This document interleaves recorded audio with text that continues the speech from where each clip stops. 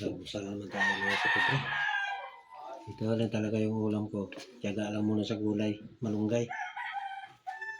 Hindi pa ako nakapalaot. Tanghali na ako naka-almusal.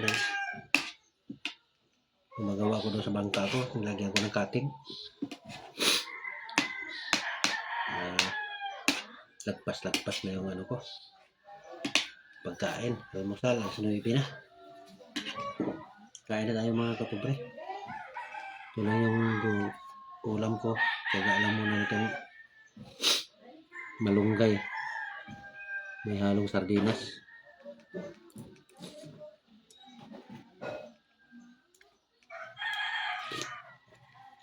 Okay na rin ito.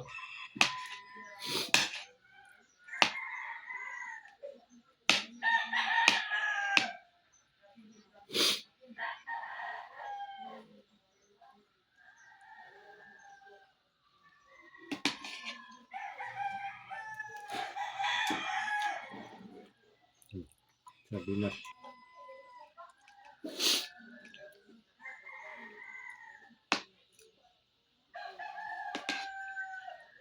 Saka na tayo mag-isda pag nakapalaot na. Bukas papalaot ako bukas. Ngayon hindi pa makaya kasi maglinis pa ako doon sa bangka ko. Ang daming putik. Doon kasi naglalaro yung mga bata. Kinakargahan ng mga putik.